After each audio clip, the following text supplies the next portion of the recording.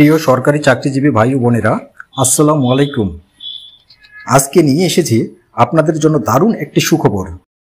অবশেষে সকল জল্পনা কল্পনার অবসান ঘটিয়ে সরকারি চাকরিজীবীদের বিশেষ সুবিধা বৃদ্ধির প্রজ্ঞাপন প্রকাশ করেছে অর্থ মন্ত্রণালয়। আজ 3 জুন 2025 এই প্রজ্ঞাপন জারি করে অর্থ মন্ত্রণালয়। চলুন দেখে নেই কি কি সুবিধা রয়েছে সেই প্রজ্ঞাপনে। প্রিয় দর্শক, সরকারি চাকরি আইন 2018 এর 15 ধারায় প্রদত্ত ক্ষমতা বলে জাতীয় বেতন স্কেলের আওতাভুক্ত সরকারি, স্বশাসিত এবং রাষ্ট্রায়ত্ত প্রতিষ্ঠানসমূহ, ব্যাংক, বীমা ও আর্থিক প্রতিষ্ঠান, বর্ডার গার্ড বাংলাদেশ ও পুলিশ বাহিনীতে নিয়োজিত কর্মচারী এবং পুনঃস্থাপনকৃত পেনশনারগণ সহ পেনশনভোগী ব্যক্তিবর্গের জন্য 1 জুলাই 2025 তারিখ হতে বেতন গ্রেড ভেদে গ্রেড 1 এবং তদূর্ধ্ব গ্রেড 9 পর্যন্ত 10% এবং গ্রেড 10 থেকে 20 পর্যন্ত 15% হারে বিশেষ সুবিধা প্রদান করা হলো। এই বিশেষ সুবিধা চাকরিরতদের ক্ষেত্রে ন্যূনতম 1000 টাকা এবং পেনশনভোগীদের ক্ষেত্রে ন্যূনতম 500 টাকা হারে প্রদেয় হবে। প্রিয় দর্শক, বুঝতেই পারছেন আপনাদের জন্য এটি একটি বিশাল সুখবর। চলুন আরও বিস্তারিত দেখে নিন। প্রিয় দর্শক, এই বিশেষ সুবিধা নিম্নরূপভাবে কার্যকর হবে। ক, প্রতি বছর 1 জুলাই তারিখের মূল বেতনের উপর গ্রেড 1 এবং তদূর্ধ্ব গ্রেড 9 এর অন্তর্ভুক্ত চাকরিরত কর্মচারীগণ 10% হারে এবং গ্রেড 10 হতে 20 এর অন্তর্ভুক্ত চাকরিরত কর্মচারীগণ 15% হারে বিশেষ সুবিধা প্রাপ্য হবেন। খ, অবসর ও অবসরোত্তর ছুটিতে বা পিআরএলে থাকা কর্মচারীগণ পিআরএল গমনের পূর্বকালীন সর্বশেষ প্রাপ্ত মূল বেতনের ভিত্তিতে বিশেষ সুবিধা প্রাপ্য হবেন।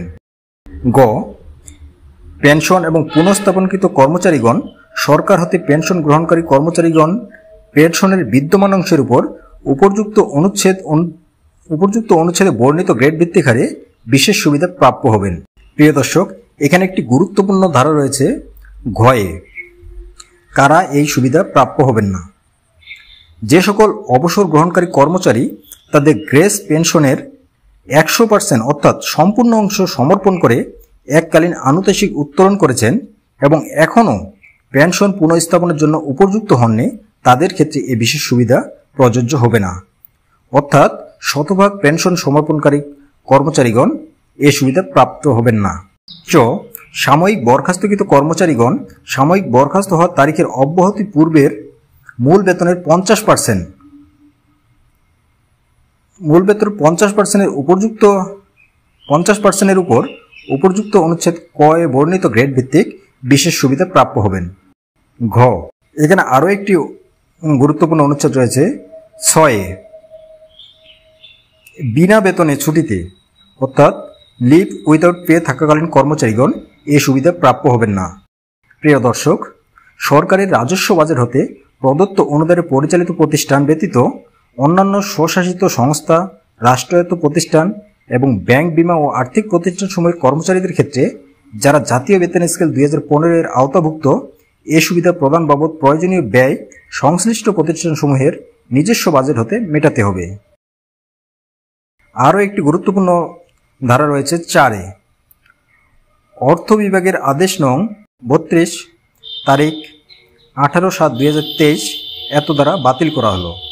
অর্থাৎ পূর্বের সরকারের দেয়া 5% সুবিধা এই আদেশের দ্বারা বাতিল করা হলো। 5, জনস্বার্থে এই প্রজ্ঞাপন জারি করা হলো এবং 1 জুলাই 2025 তারিখ হতে এটি কার্যকর হবে। প্রিয় দর্শক, প্রজ্ঞাপনের সারাংশে আমরা বলতে পারি, প্রথম থেকে নবম গ্রেড পর্যন্ত পাবেন 10% হারে, 10 থেকে 20তম গ্রেড পর্যন্ত কর্মচারীরা পাবেন 15% হারে বিশেষ সুবিধা এবং পূর্বের সরকারের দেয়া 5% বিশেষ সুবিধা এই আইনের দ্বারা বাতিল করা হয়েছে এবং শতভাগ পেনশন সমর্পণকারীরা এই বিশেষ সুবিধা প্রাপ্য হবেন না। আবার বিনা বেতনে ছুটিতে অর্থাৎ লিভ উইদাউট পেতে থাকাকালীন কর্মচারীগণও এই সুবিধা প্রাপ্য হবেন না। তবে সাময়িক বরখাস্তকৃত কর্মচারীগণ তাদের মূল বেতনের অর্ধেকের উপর এই বিশেষ সুবিধা প্রাপ্য হবেন। প্রিয় দর্শক, এই ছিল প্রজ্ঞাপনের মূল বিষয়। ভিডিওটি ভালো লাগলে অবশ্যই একটি লাইক প্রদান করুন এবং কমেন্টের মাধ্যমে আপনাদের মূল্যবান মতামত আমাদেরকে জানান। এবং চ্যানেল নতুন হয়ে থাকলে চ্যানেলটি সাবস্ক্রাইব করে পাশে থাকা বেল আইকন ক্লিক করে রাখুন। ধন্যবাদ।